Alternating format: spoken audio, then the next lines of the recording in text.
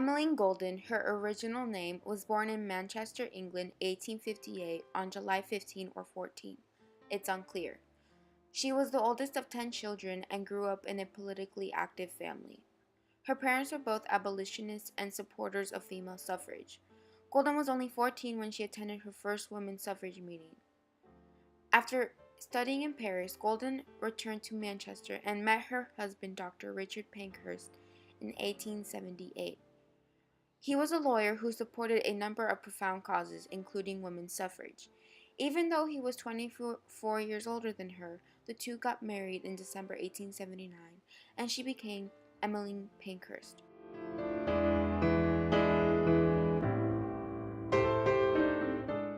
Together they both had 5 children, and she remained involved in politics. In 1889, she became an early supporter of the Women's Franchise League, which wanted to enfranchise, which meant to give the right to vote to all women, married and unmarried. Her husband had encouraged Pankhurst in these goals till he died in 1898 from stomach ulcers. In 1903, she decided to create a new women-only group that mainly focused on voting rights. She called it the Women's Social and Political Union.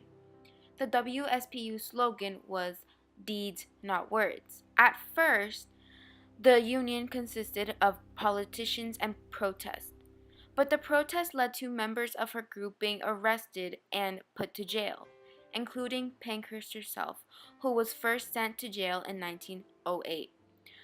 By 1913, actions by WSPU members included more violent approaches like window breaking, vandalizing public art, and setting fires, and they even started being referred to as militants. Protesters were arrested, and in 1909 the women had begun to start hunger strikes while in prison, causing many of them to be released early. Pankhurst was given a 9-month sentence in 1912 for throwing a rock at a prime minister's home. She too went on a hunger strike and was soon freed. She continued into the U.S. for fundraising and a lecture tour that went on into 1914, but everything changed when World War I came.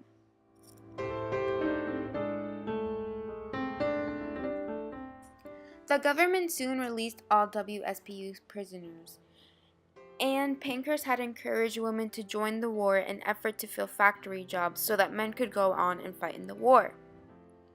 The help from women during wartime helped the British government be convinced to grant them limited voting rights.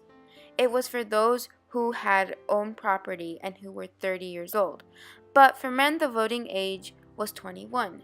Therefore, it was still not fair. Within the Representation of the People Act of 1918, later that year, another bill gave the woman the right to be elected to Parliament.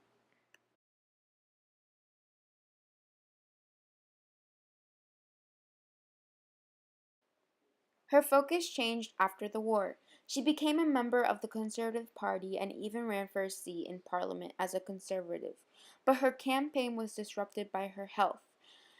Pankhurst died when she was 69 in London on June 14, 1928. She did not live to see it, but on July 2, 1928, Parliament gave women equal voting rights.